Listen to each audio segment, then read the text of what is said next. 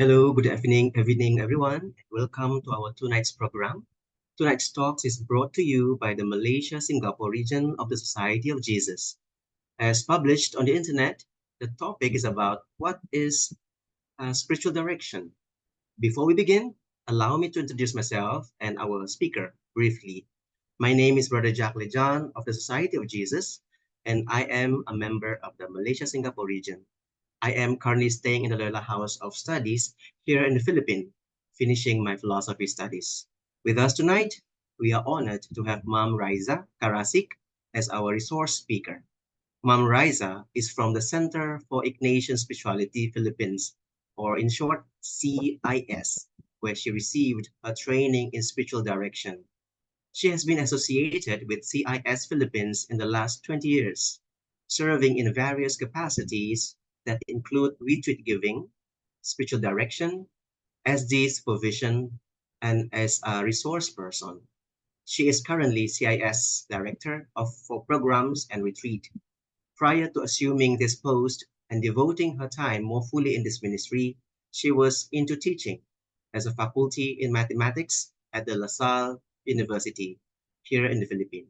So, without further ado, let us warmly welcome Ma'am Riza. Thank you, Jackie, for your introduction.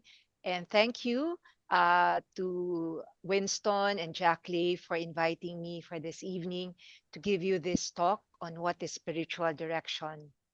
Um, when Winston invited me first, I asked him who will the audience be. And he said it's really open to the general public. And the intention really is to explain to those who will be attending what spiritual direction is all about. So I understand no, that this session is really intended really for those who wish to be clarified on what spiritual direction is. So tonight's session is for them, for you who might want to consider of availing spiritual direction. And I'd like to say maybe less for those who are already involved no, in giving spiritual direction.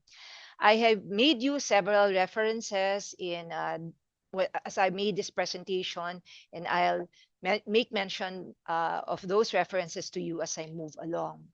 So, for this evening, what will be our desires? No, what will be our desires for tonight? So, essentially, our desires would be to define what spiritual direction is, to be able to provide an answer to the question, the topic, what is spiritual direction? And as we do so, I'd like to help clarify what really is spiritual direction, and in the process of defining and clarifying, it's also our hope, our desire that you'd be able to appreciate even more what spiritual direction is. So, those are our desires for tonight. What will be the scope of the presentation? We will talk about the nature, focus, and content of spiritual direction. And as part of the clarification, I would like to present the similarities and differences between spiritual direction and counseling. And last but not the least is to understand, no, we are talking about spiritual direction, but is there such as Ignatian spiritual direction? So maybe a better understanding of what Ignatian spiritual direction is. So that would be the scope of the presentation for this evening. Okay, before I proceed, I'd like to ask you, no, in the audience, like what comes to mind when you hear the word spiritual direction? I have requested actually Jack Lay to help me, see, just type it in your chat box, no? What is spiritual direction for you?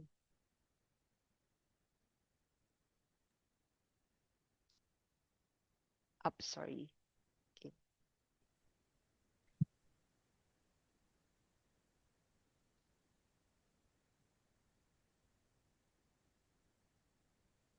Guidance for Spiritual Growth from Stephen Lee.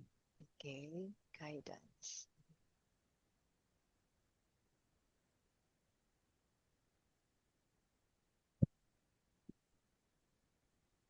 So we hear of guidance, like when you hear about spiritual direction, it reminds you of guidance, no? Maybe a need for guidance. We have another one from Jenny Young, guidance with where and how you are progressing in your spiritual life. Okay, so still guidance, very specific in terms of where and how you are progressing in your spiritual life. Another one, Stephanie Chia, checking a spiritual compass. Okay, so it's like a spiritual compass. So in a spiritual compass, again, it points to some kind of guidance, no? Okay.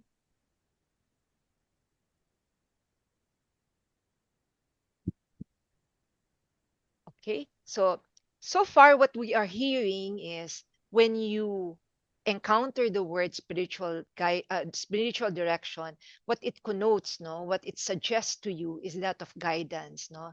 I think the spiritual compass is a very nice image, no. So it's like where am I right now? What is the direction that I am taking? Am I in the right direction, no?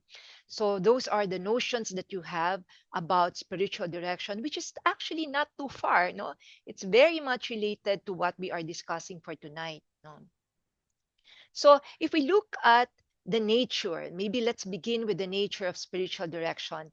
And I'm borrowing this from the book of Father William Barry and Father William Colony entitled The Practice of Spiritual Direction.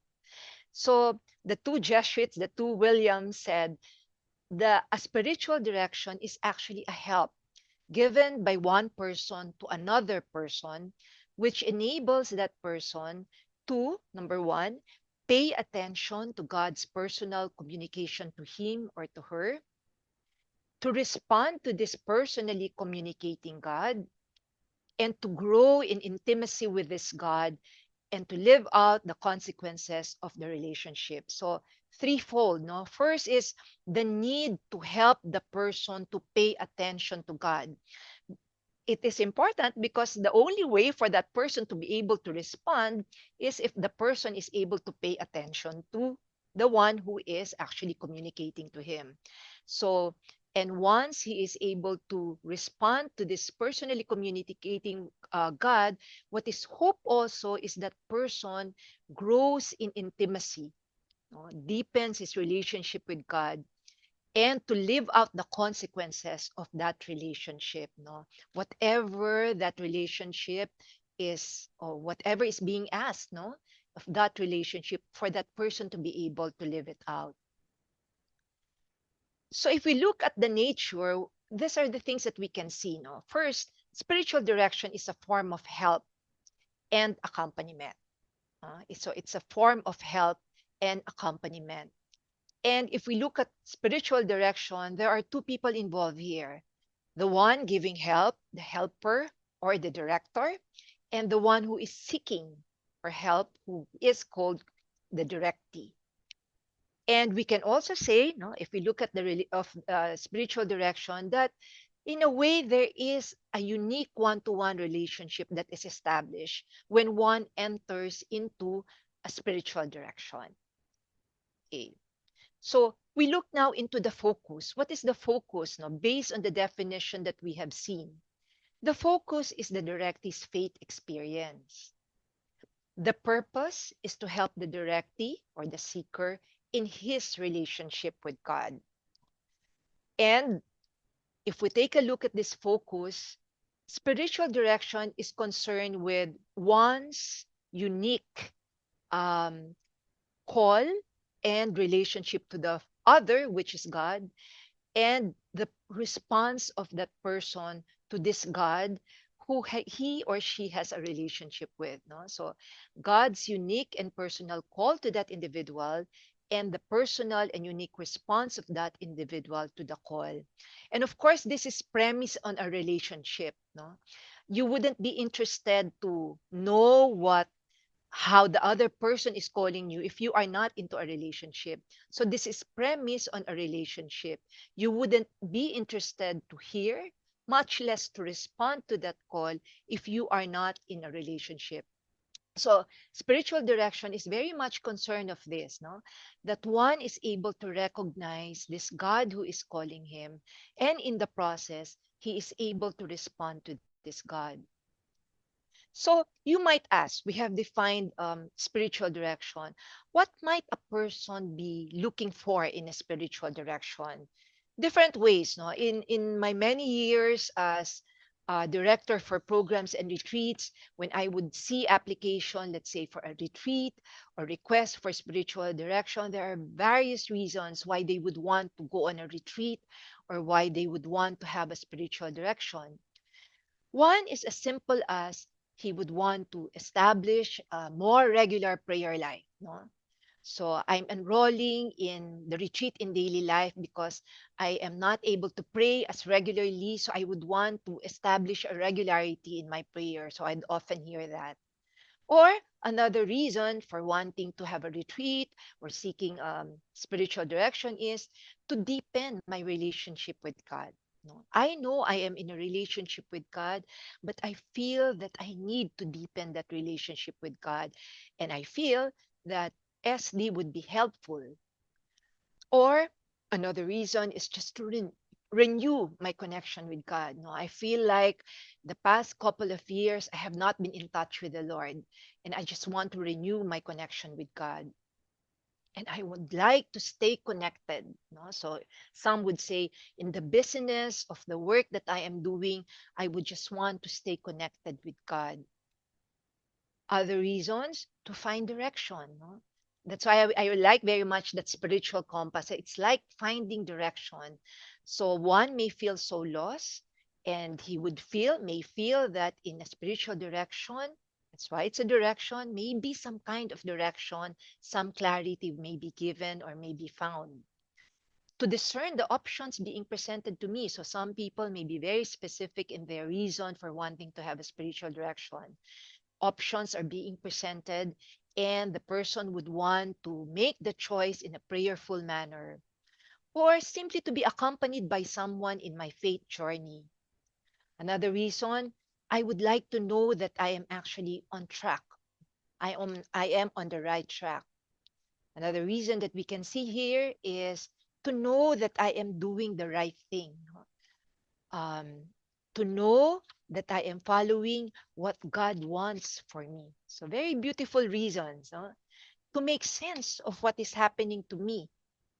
So sometimes a person may be too crowded in his thoughts, in her thoughts, and he would want to just have a sense of what is happening to him. So those are some of the reasons why one would may want to actually have a spiritual direction.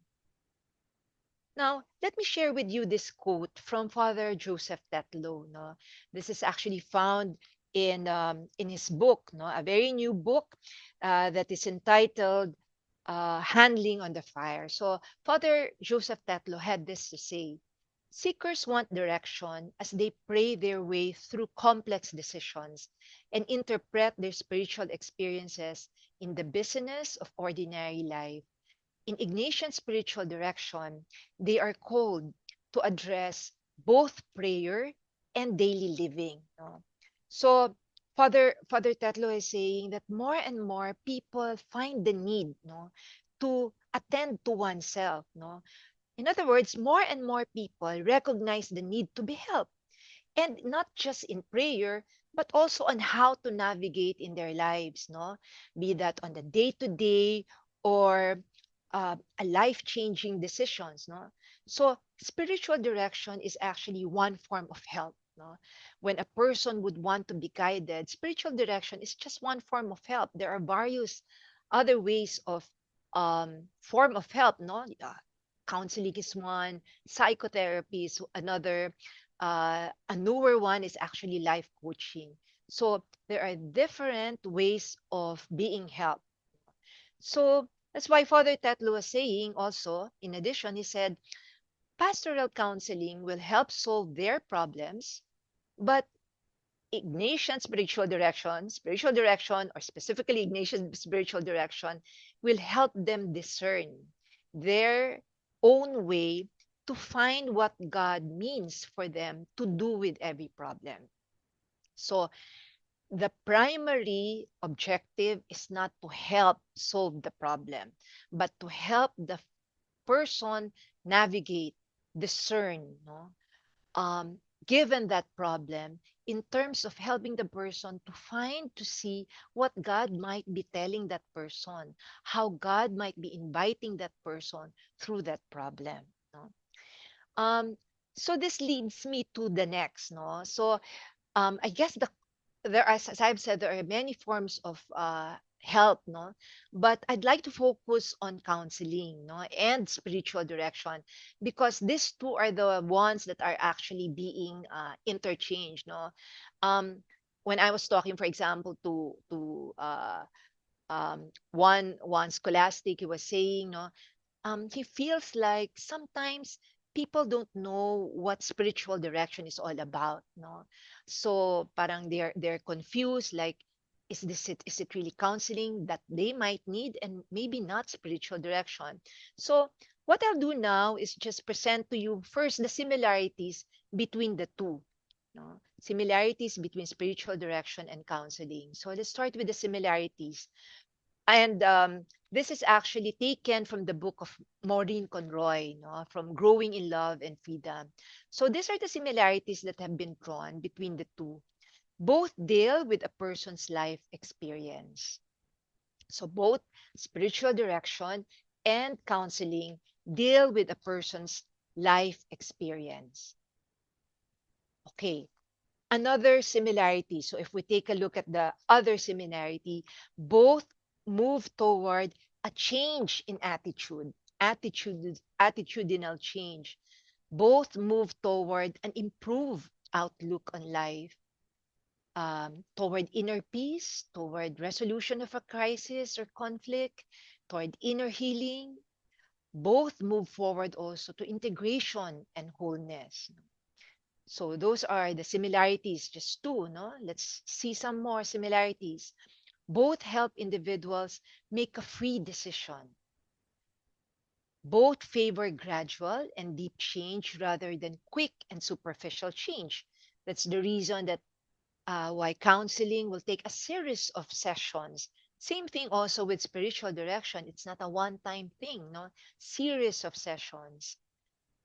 Core relationship of mutual trust is essential to both, no, that is needed. In fact, when one I'd always say this in spiritual direction. I tell this, no, have you ever wonder, no, addressed to the spiritual director, why it's only the first time that you are seeing the person, for let's say the retreatant, and yet the person is just so open, sharing everything, his whole life. And that actually suggests that that person trusts the director, trusts the retreat guide, the one who is listening. So mutual trust is essential to both spiritual direction and counseling. And also another truth is resistance may occur in both, especially if it's actually the truth, the dark part of the person that is being brought to light. Resistance may occur in both. Another similarity, similar dynamics such as projection, transference, and countertransference are operative both in counseling and spiritual direction. The same range of defense mechanisms are also present. And then the freedom of the individual is hopefully developed in the process. Both processes extend over a period of time, although spiritual direction may extend longer, sometimes for years. No? People actually may opt to have spiritual director for life, whereas for counseling, once the issue is resolved, the person may actually opt to just conclude the counseling, no. But for spiritual director, it may extend actually longer. So those are the similarities of the two. And I think as we look into the similarities, it's as equally important for us to look at their differences. So, what are the differences? In counseling, insight and healing take place through relationship and dialogue between the counselor and the client. So, whatever issue is brought into the counseling in the course of the sessions, insight and healing may eventually take place, no, and help the person be resolved with whatever issue was brought to the session. In spiritual direction, that may also happen. But insight and healing occur primarily through the relationship and dialogue between God and the directee. And the dialogue between the director and the directee is just secondary. So healing take place, insight and healing take place, but it's primarily through the dialogue, fruits of prayer, what the person is able to find in prayer, what the person is able to sense in prayer, and secondarily through the dialogue between the director and the directee. Okay, another difference. Awareness of God's presence need not there be at all, not be there at all in counseling. No? So awareness of God's presence need not be there at all. In fact, a counseling session may be finished, done, no, without any mention about God. No? So it need not be there. Awareness of God need not be present. God's presence may be in the background, but not brought into the session in a conscious way. However, that is not the case in spiritual direction, because in spiritual direction, there is a conscious and effective awareness of God's presence.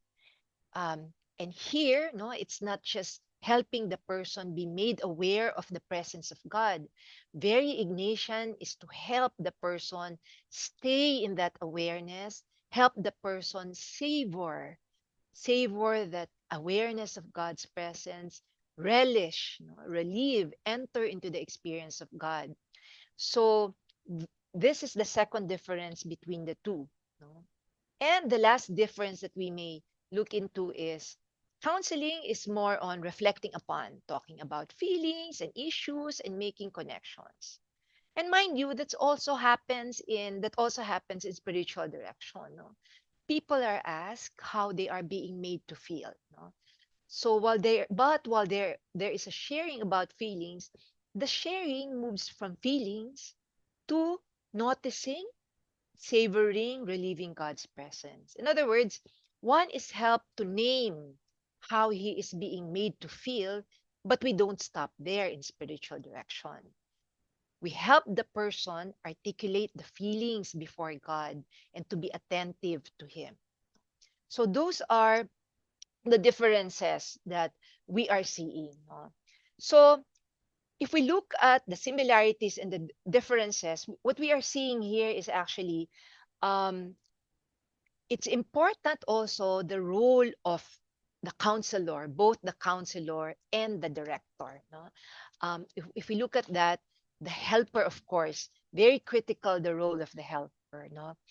And what we are seeing here in spiritual direction is while the conversation may move around what is happening in the life of the seeker, it will have, so that's the starking difference, no, it will have to ultimately lead to how God can be found in it, no, how the person is able to bring to dialogue into to a dialogue with God, how a person is able to listen to or even to get a sense of what God might be telling him through an event, how the person is being moved to respond. No?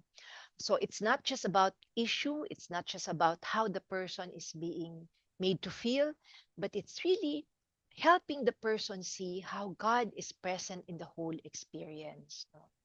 That's why Father Tetlo also said that it makes sense, no, to start a spiritual direction about prayer because prayer epitomizes our ongoing dialogue with God.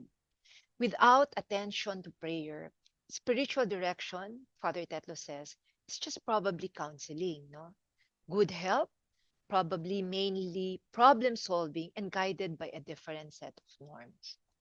So there is clearly an intersection between the two.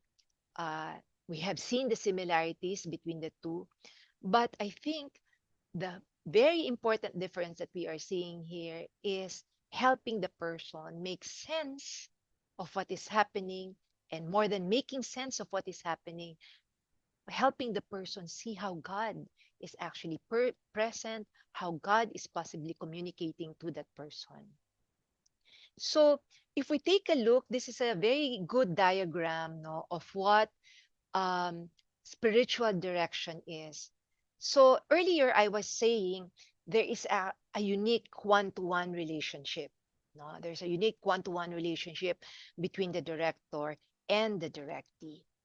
However, while we are noting that one-to-one relationship, the truth is, in a spiritual direction, the relationship is not just one-to-one.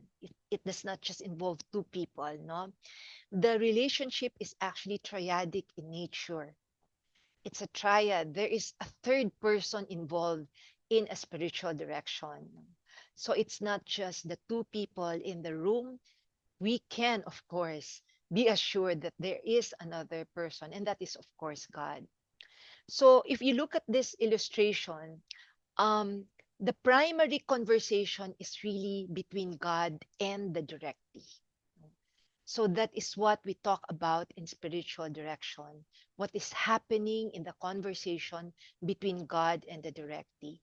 The secondary conversation is you go through it, no? You help the director, help the directee sift through what is happening in that dialogue. Another secondary conversation is what is the conversation between God and the directee. Because as the director listens to the directee in a spiritual direction session, the director is also trying to listen to God, no? Trying to get a sense in terms of how God is actually manifesting His presence to the person before him. So this would be the dynamics of a spiritual conversation. Primary conversation between the director and God, but the as the director listens to the directee, the director is also listening to God. No? So it's very important, no, to see here, no, that if the director has to listen to God, then the director also has to be a person of prayer. No, so we would always say that how can, for example, no, it's just unthinkable. How can one, for example, help the person in his prayer if one is not praying at all? If one is not keeping a prayer life, so it's very important that one is able to actually pray and have a good relationship as well with God, no? So from here, I'd like to just make mention about the stance of the director, because the stance of the director is very important in spiritual direction. Um, some of the points here I have gotten from looking to the well by, again, Maureen Conroy.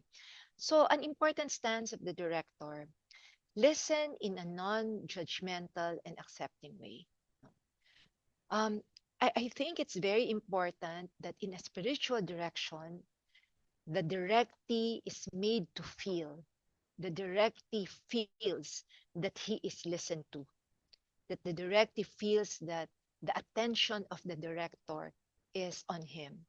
And not just he is being listened to, but he is being listened in a non-judgmental and accepting way. Another important stance, no, on the part of the director, I mentioned this earlier, to be aware of God's presence during the session.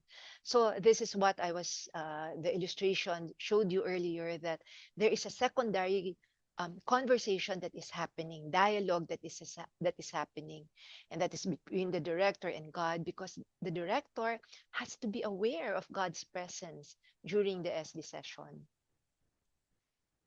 Another important stance is for the director to develop a reverent attitude and evocative approach so that the directees can notice, savor, and relieve particular experiences of God. No?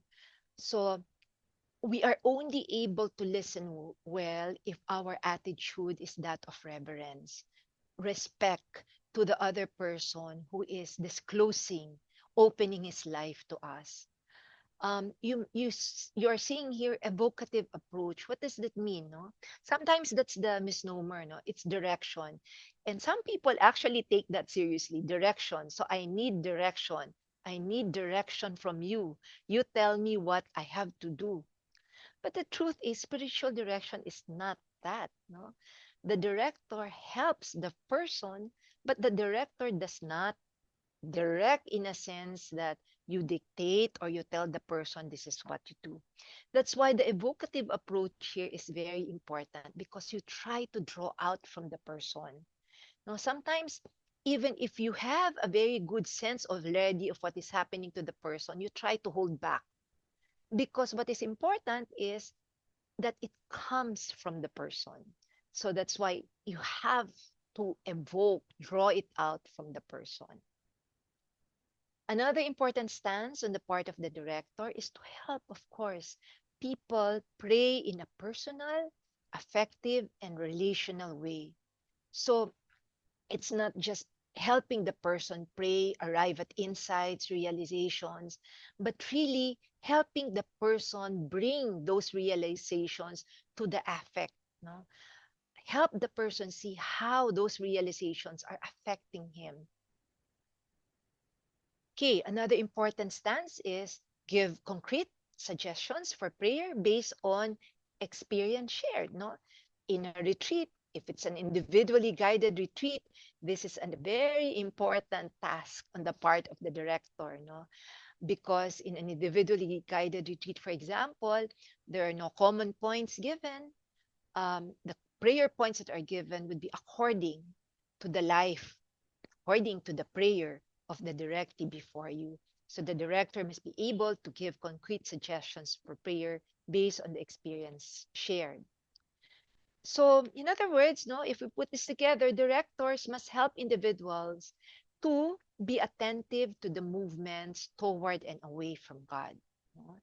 To be attentive to movements toward and away from God, to help the individual, the directee, savor and respond to those movements that are helping growth in union with God. No?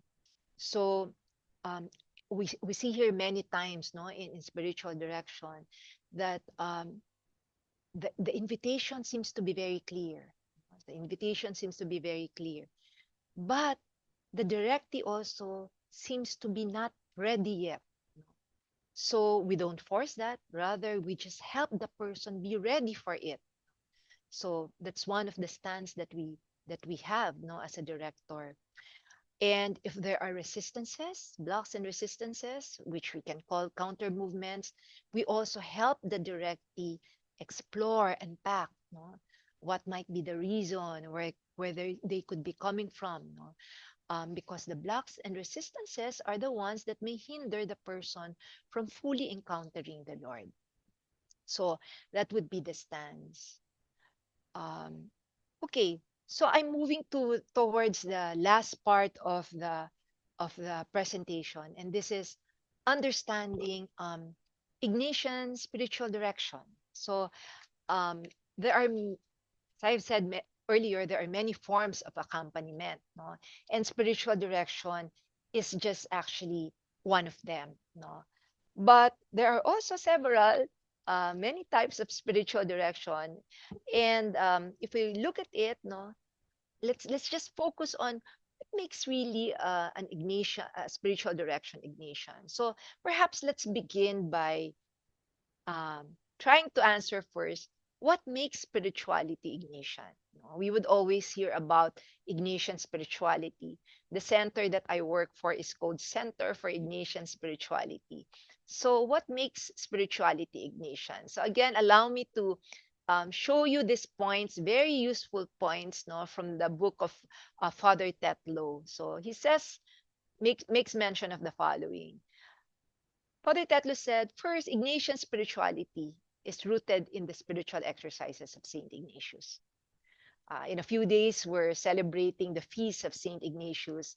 And, people would say, Ignatius didn't have actually miracles, no, that made him a saint. But one very important gift that he gave to the church is actually the spiritual exercises. So that's where Ignatian spirituality is actually rooted, in the spiritual exercises. And Ignatian spirituality flows not from the text, no. In fact, as maybe some of you know, no, that spiritual exercises are not meant to be read, no. In fact, the spiritual exercises are meant to help the companion, the one, the director. No, they are not meant to be read in one sitting. They are meant to be experienced. So in spiritual exercises, we experience a dialogue between God and His creatures. No? So that's what happened. A dialogue between God and His creatures, between the infinite freedom and the finite freedom. So that's what happened. So, what else? In Ignatian spirituality, it grounds our sense of self in a personal relationship with God, our Creator and Redeemer. We are never alone. We are never alone entirely. In Ignatian spirituality, the characteristic relationship with God is founded in the experience of a dynamic dialogue with God in the exercises. So, if we take a look at this, of course, in all spirituality, the relationship with God is there, no? But what is being emphasized here is an ongoing dialogue between God and the person, no? I think that's what makes it distinct, no? In the Ignatian contemplation, when we are invited to do the Ignatian contemplation, that is actually what is happening, no? A person is actually asked to engage with Jesus, no, to talk to Jesus. So that's essentially, no, according to Father um, Tetlow, this is what makes um, the spirituality Ignatian. No, so let's now move to what is the focus of Ignatian spiritual direction. Okay, maybe let's begin. Of course, that I have mentioned this earlier, that all spiritual direction focuses on the seeker's relationship with God, our Lord. But Ignatian's spiritual direction focuses on the seeker's, again, ongoing dialogue with God, as the seeker uh, co-creates with the Creator and the two kingdoms. It's our ongoing dialogue with God and our Creator and Lord, and goes on in our prayer, in all that we think about and do, and the totality of our experience. Ignatian spiritual direction, therefore, attends to both our prayer and to our enactment of its fruits in our daily prayer, or both in our prayer and what's happening to us in a day to day.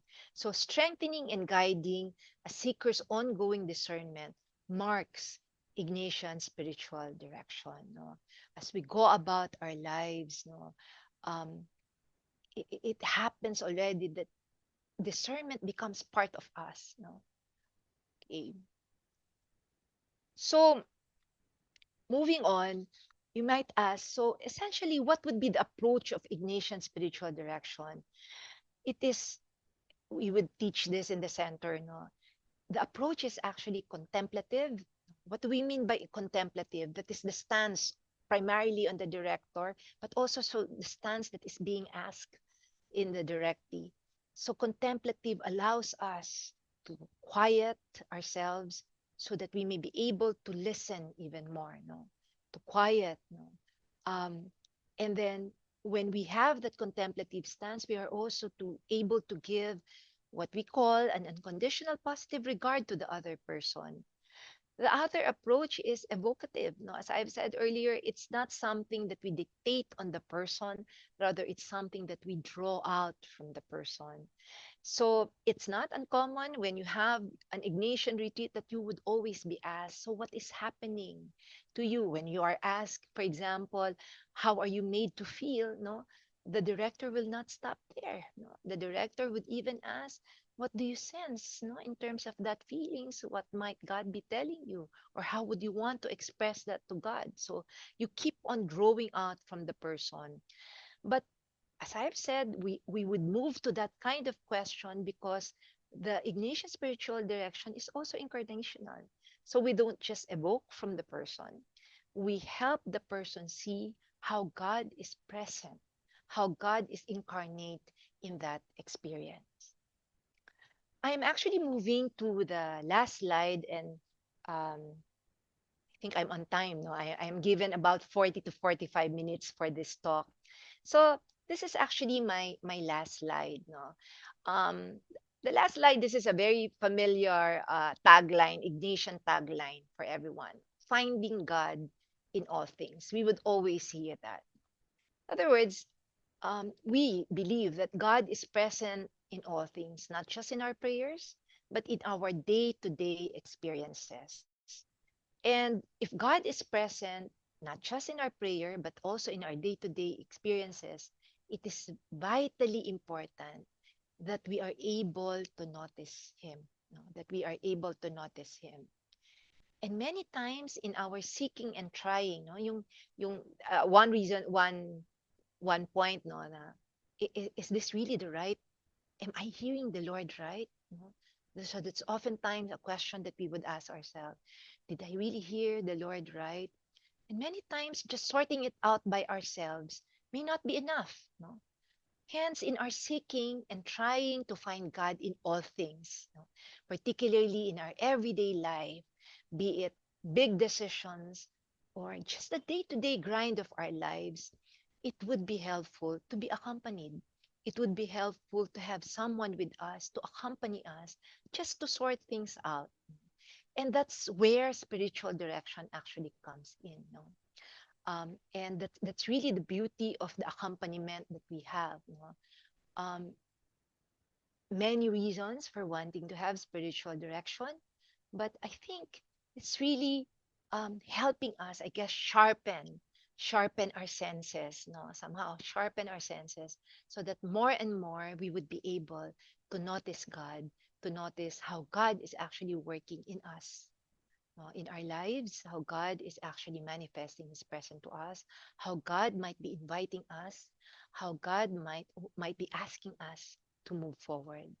So I'd like to end my presentation with this, and then probably if you have just questions, or maybe maybe what I'd suggest is just for you to first reflect on everything that you've heard. No, usually what we do is we just spend just a few minutes. I don't know, Jacqueline, maybe you can just play some music, no, while people may want to absorb everything that you've heard. And then after that, we can move to some questions. All right.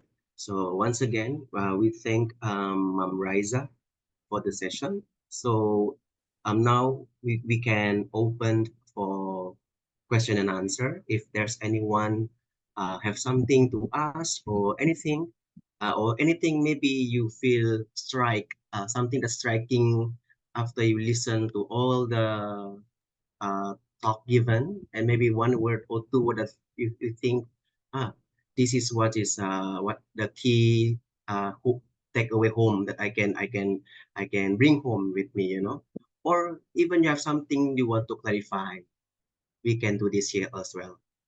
Yeah.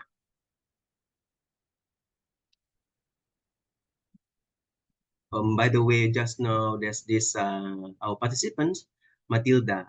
She also mentioned about what is the spiritual direction. She was asking like, are we on the right direction now? So I think that is also a good way to understand what is spiritual direction. Is, are we on the right direction? Yeah. Again, like the spiritual compass. So yeah. But it's not, of course, as simple as the director saying, yes, you are in the right direction, or no, you're not in the right direction, but helping the person discover whether he or she is in the right direction. Okay, there's a question here. We What have can a direct one. say? Go ahead, Jacqueline. Can you read it for me? What can a director do when the directee has a difficult time praying or connecting to God? Okay. So that happens very commonly, no? What can a director do is to check on the practical side, no? Um, Sometimes you would just conclude, oh, why are you having a difficulty? Check the practicals. What is happening to the directee? Any concerns, no? And sometimes it's as little as you'd be surprised if you check the schedule. No, I'd always do this, no? Okay, so if you don't mind, what would be your schedule like in a day? So I'll help the person. What would be your schedule like for the day? So with this schedule, which part of the day do you think you can pray the most? No? So sometimes it's as as practical as that. Sometimes also you try to explore what the reason might be aside from the practical, no? So that's also the role of the director to check, what is happening to the directee, why there is a difficulty in praying. I hope I And we answered have that. Yeah, and we have another question here from Peter Buang, and he asked, can the spiritual exercises be done alone or with a spiritual director? Okay. Actually, I don't think the intention of Ignatius is for one to do it alone, no? Because as I have said, the spiritual exercises, if you read that, that is actually meant for the director. So the director will guide someone else, no? So you have to be accompanied when you do that, no? If you read the book of Father Tetlo, no, he'd saying before, when spiritual exercises, the way to give it before, even among the Jesuits, he said many years ago, is through a group conference. But now it has evolved over the years. It has to be one-to-one. So long story short, it's not meant to be done by yourself. Someone has to accompany you in doing that. I think that's a clear answer. And next, we have another one from Catherine. Please, can you give us a few tips on how to choose a spiritual director? Okay, how to choose a spiritual director? It would really have to be your preference, no? In the center, actually, that's important to us, that we consider the preference of the person. But sometimes also we would try to investigate, no? I would try to investigate why such a preference. And then, for example, no, very common in the Philippines. I don't know in the setting of Malaysia and Singapore, but in the Philippines, no, number one, always number one. Guess, Jackie, number one, top preference. Um, Lays, brother, religious sister, priest. No, so what is number one? It's always the priest, actually, number one. No, so it depends on your preference. No, you try to see um, who will be. I'm talking about here of the categories lay. Would it be a lay? Would it be a priest? So it really depends. No, some might be more comfortable. Um, let's say confiding with person of the same gender. So it really depends on you. So first, you have to ask yourself, if I look for a spiritual director, um, what kind of person will I be most comfortable with? And sometimes also you may be challenged, no, that this is the person that you are comfortable with, but you might be asked to go beyond the familiar and then try another one, and you'd be surprised, no? Like, for example, here in the Philippines, people would have so much preference for the priest, no, or the religious over the lay.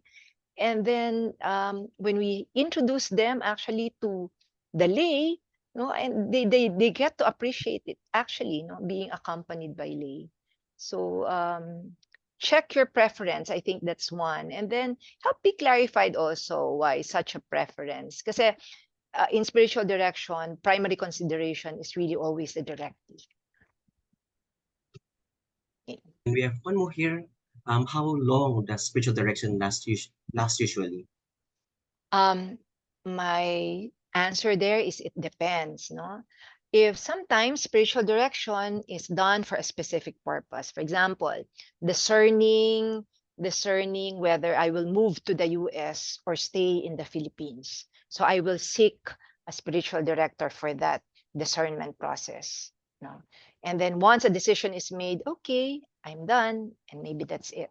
But as I was saying in the last slide, no, if our desire is to continually notice in our ongoing um, effort to see where God is, then we can have a spiritual director for life. No, I, for example, have had my spiritual director more than half of my life. Actually, no, I think my spiritual director now, I've been seeing her for I think about 25 years, no. So and sometimes the frequency changes, no. For example, in my case, I have her for the last 25 years, but we would see each other, let's say every other month or sometimes once a quarter. So not as frequent, but I have a spiritual director. And one more, what should a spiritual director do when he or she develops a kind of affection for the person they are accompanying, or vice Okay. versa? All right. And that is a reality that can actually happen. No? That's why in spiritual direction, it's important that the companion, the director, is also being accompanied. No? Maybe some of you have heard, I saw Selena here and Sister Jo. We were together actually in the supervision course of CIS. No? So that's a new course that we are offering because we saw the need for supervision. Supervision is a form of accompaniment for spiritual directors. So affection for another person is something that may naturally happen. And it's important that the director does not keep it to oneself, no, but actually to bring it to a dialogue with another person, bring it to light, no, let the other person help you process, no? So is it wrong to be attracted? Not necessarily wrong, no, but just to see how you are being invited again through that attraction. So if you are interested to go into spiritual direction, please make sure also that you are accompanied, no? Not just by a spiritual director, but by a supervisor, because the difference there is the supervisor accompanies you in relation to your accompaniment. No? So there's a specific focus in that session. No? So get a supervisor. And we have one more here. Should everyone have a spiritual director since you have had one for so long? Mhm, mhm. Um, well, one can survive without. uh, it's not a question of should, no, but for me it's really a preference on my part, no, um, because we all know our relationship with God is something dynamic. It's not static, no, it's evolving, it continually evolves. We cannot say that I'm okay already, the Lord and I are close, that's it, no. We know that's not the reality of our relationship with God. No, it continually evolves. I guess that's the reason why, if you have the opportunity, if there's an available spiritual director in your locality, if you feel that you will be helped, then by all means, no, avail of it. But it's not a requirement. That's what I'm saying. But it would be a big help. Maybe I just add one more question, ma'am. Are we talking about preference kanina just now, you know? Mm, So when you talk to preference and then you have this session 1, 2, or 3 later with this director, and you somewhat don't quite like this person, and then you don't, can you mm. select, okay, I don't want you anymore, something like that, Mm, mm, and how? okay, okay. Again, it happens, Jacqueline, no? That Mm, happens. Um, Maybe I would emphasize that is also the reason why it's important that a spiritual director does not do it alone. No? The spiritual director has to be some kind of affiliated with an institution, because it's the institution that would help address that concern. No? It happens, no. I as a director for programs, I have encountered that, no. Let's say in a retreat in daily life, so that would run for about 14 weeks for 18th annotation, 35 weeks for the 19th annotation. So I have encountered in the some years that I have been in CIS, a directee approaching me, no, after 2 or 3 meetings, he would feel like there's like some kind of mismatch, no, parang he feels like he is not being listened to, so some kind of one of the reason, no. So again, my approach is to listen first to the directee, and not just to decide, no, to listen, no. And then I would tell the directee, if you don't mind, may I talk first to your director, no? Just so I would be able to see the entire picture, the complete picture, and then we would intervene as an institution. So um the spiritual direction is there insofar as it is helpful to the directee. That's why it's also the responsibility. So that's the setting of a retreat, no? But what about an ongoing spiritual direction? It's the responsibility of the director to constantly check on the directee if the relationship, the SD relationship, is still helpful for the person.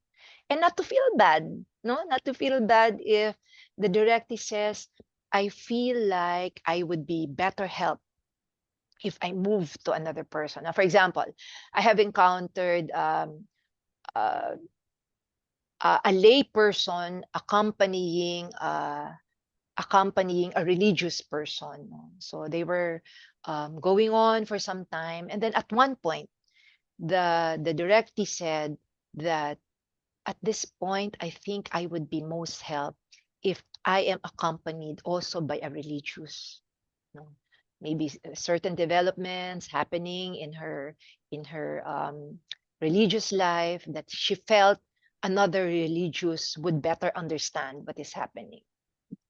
So again, the rule of thumb there is the director is there insofar as he or she is helpful to the directee. Thank you, thank you. And we have one question from Ania. Mhm. Could it be the same person as special director as well as a supervisor? Okay. At least in the center, we don't encourage that. No? As much as possible, we would want you to have different people as SD and for your spiritual direction and for your supervision. Sometimes, however, the reality is there's a scarcity, no scarcity that there's not much supervisors in the area. Um, though we don't encourage that in the center, what can be done if that happens is at least to be made clear to the person that as they are seeing each other face to face now, I'm wearing the hat of a spiritual director. No? So this is what is going to happen because the problem there is they can actually parang muddled, no? So as much as possible, if there are resources available, look for two different people.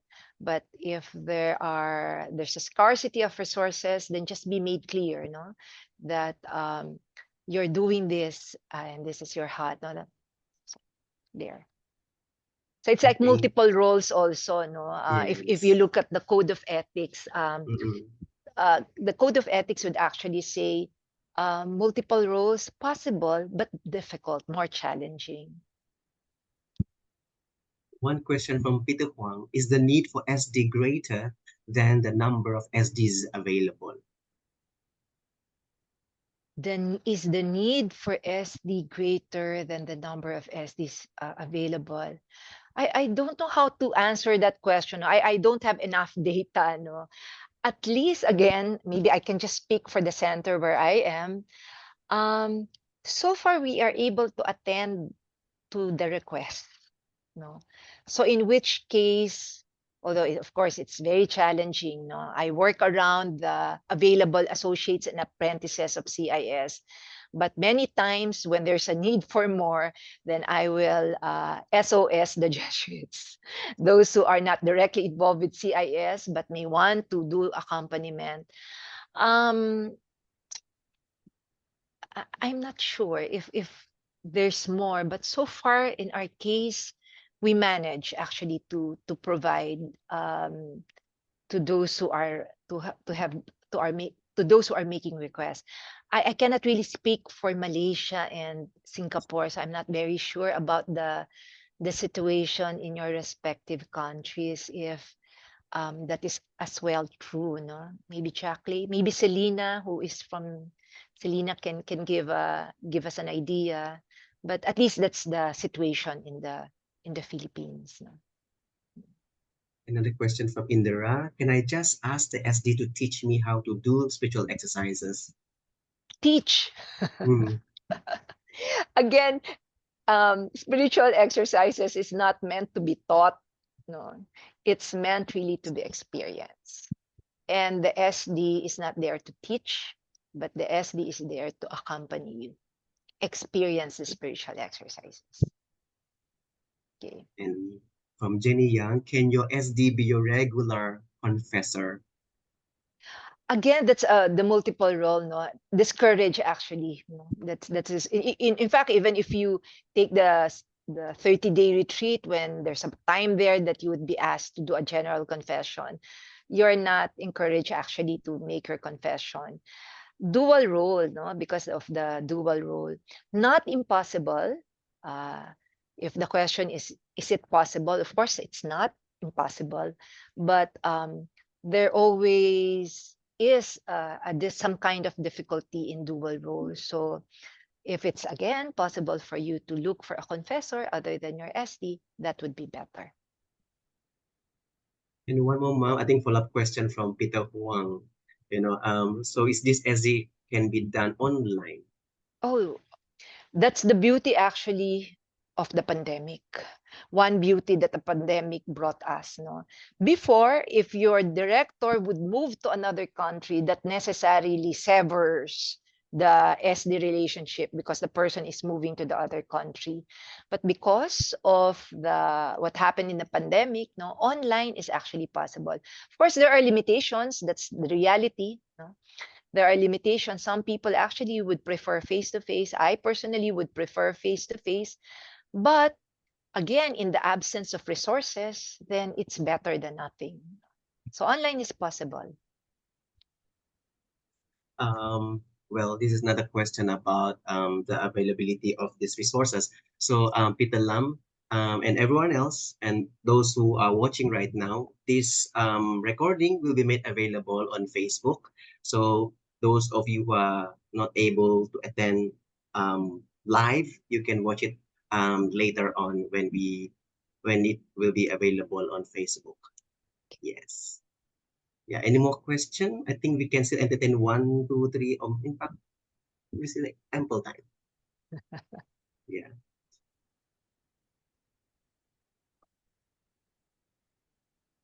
Or maybe just thoughts, no, not necessarily questions, no, anything that moved them or they found striking, no, not necessarily a question. Maybe that's something that would be good to share as well, no? You can just post on chat and I will read it out for you.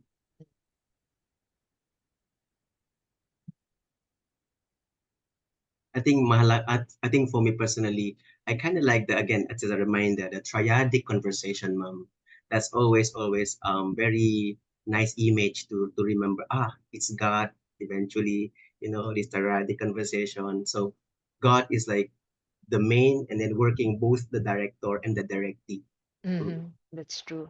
In fact, one of the common things that we would hear from us, no, that sometimes in the conversation in the SD, the director would just feel how presence God is in the session. That sometimes all he would need to fade, no, because what he is witnessing is just so sacred, no. So again, that's a privilege actually on the part of the director for one to be able to witness that one. Van Dyke, should a spiritual director guide a directee according to his or her own experience? Meaning the direct's experience. Yeah. Certainly, no. We guide the directee according to his experience, no. In fact, no, if here maybe Jack Lee is very familiar with it, no, when the director sees you, the first question of the director, Jack Lee, what would be the first question of one word that the director would ask usually?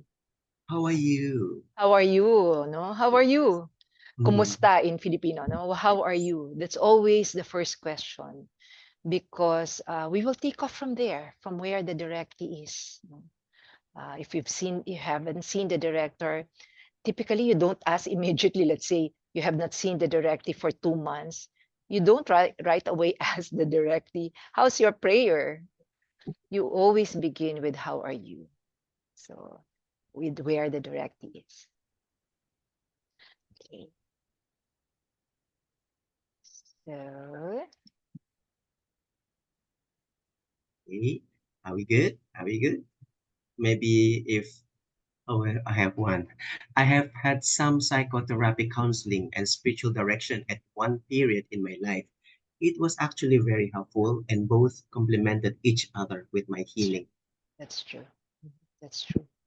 No, sometimes, in fact, they can go together, meaning to say, as you are seeing a spiritual director, you can at the same time see a therapist. No, what is just requested from the, okay, let's just call client, who is also the directee, is for the client to inform the director, the the directee to inform the director that he's in therapy, and conversely, that the therapist be informed as well. No, that he is seeing a spiritual director. One question, as a directee, what do we bring to the conversation? Mm-hmm. Well, as a directee, of course, you are encouraged to pray, certainly, no? So you bring to conversation whatever it is that is happening in your prayer, but beyond that, what is also happening in yourself? No? So those are the things that we can be. We're talking about here on an ongoing SD. No, you can bring to your spiritual direction, very Ignatian. You're always asked, what is your desire? What is it that you want at this point in your life that made you want to see a spiritual director? No, you can always begin with, what is my desire at this moment, at this age? Let's say at 30 years old, what is really my desire? Then maybe that's something that you can bring to spiritual direction. I think Okay. another word to say is meet where the directee is. Mm-hmm. That's true. We meet where the directee is. Thank you, Jackie, for that. Okay, maybe if there's none, maybe I can ask Mom Riza to promote your program. I forgot to put it in the slide, so I was scrambling for the picture and the poster. First, I'll share this. Um, we're offering a retreat in daily life. Since year 2000, the year of the pandemic, we are able to offer this online, which allowed us to make this retreat available not only to those who are interested here in Metro Manila, but even outside Manila and outside the country. No? So if you or you know someone who may want to avail of the retreat in daily life, there are two actually. First is the 18th annotation. This is an adapted retreat from September 1 to December 9. That's about 14 weeks. And then the 19th annotation, which is actually the full exercises. No? So this is an adaptation of the 30-day retreat, an adaptation in a sense that instead of making the spiritual exercises for 30 days in a retreat house, in the business of your life, that's actually a luxury for especially for lay, no, to be able to set aside 30 full days in a retreat house to do the exercises. You may opt to want to make the 19th annotation. So this will run for about 35 weeks, also starting on September 1 until May 5 of 2025. At least for us in the center, our requirement for one to be able to make the 19th annotation is the person has made the 18th annotation. Because we felt that it's a good preparation actually for one to take a longer retreat. No? So that's one of our online programs. The other one, and some of you have taken this, I am actually, can you see it on the Yeah, screen, the study circle? Okay, so this is the study circle. So this is actually a course um, on accompaniment. No? So this we call this the module 2 or the fundamentals of Ignatian retreat giving and spiritual direction. Um, so this is for those who may be starting to feel the call to consider this ministry as a companion. So this is also online. I saw Annie in the group. No, Annie from Malaysia took this, I think, during our pioneer. Annie is a pioneer student in this study circle, no, in year 2000. So this is again being offered online. It will run for 13 weeks. But the only face-to-face here that consideration is actually the practicum. No? So we have the practicum, which for the practicum, you have to come over to Manila. So Annie did come over, and those who have taken this. In the last couple of years, the Singaporean, we would always have at least one Singaporean or one Malaysian attending our study circle, mostly lay. No? So we're so happy to have welcome in the study circle some Malaysians and Singaporeans. So these are, sorry for the shameless plug, these are the two sessions, the two courses that we have. The rest are actually face-to-face. No? The rest are face-to-face starting this summer. The new course that we have, of course, is the course on SD supervision. So we launched that last summer. And according to the feedback, maybe we can offer it. We don't have to wait for summer. We're looking at February for the SD supervision training. So that's about it. So thank you, Jackie, also for giving me the chance to promote CIS programs. Right. Thank you, Ma'am Raisa. I think that's pretty much, I think, for tonight. I think we can wrap it up already. But again, if there's more question later on, you can just put in the comment later on once we post this recording in our Facebook page. And then after that, we will get in touch with you. And if there's a lot, we'll just collate and then we just give it to Ma'am Raisa, and then Yes. maybe Ma'am Raisa can answer one by one, and then we will reply to the in the comment chat. Yeah, Sure. yeah, and then Selena yeah, we have Celine and we have and Annie. Annie, hi. Yes, and everyone else here. Yeah, Thank you. So yeah. maybe Jackie, just allow me to say thank you. Thank Sure, you please. for this opportunity that it's actually Winston's idea. So I'm just glad that I said yes to Winston. So thank you for the opportunity that you have given me to share the little that I know about spiritual direction. I'm so happy to be seeing Annie here and Selena. So thank you to the Singapore, Malaysia region for the opportunity that you have given CIS Philippines. Thank you very much. And we Happy thank you feast so day. much. Happy And feast happy day feast of day, St. St. Ignatius. Ignatius. Yes. Exactly. Thank you so much once again. Maybe to end this properly, let us just close in prayer. In the name of the Father, the Son, the Holy Spirit. Amen. Glory be to the Father, and to the Son, and to the Holy Spirit, as it was in the beginning, is now, and ever shall be, world without end. Amen. In the name of the Father, the Son, the Holy Spirit. Amen. Happy St. Ignatius Day. And Happy good feast night, day, everyone. everyone. Happy Thank you feast also, day. Jackie, for Thank you. moderating. Thank you, Thank you too. everyone.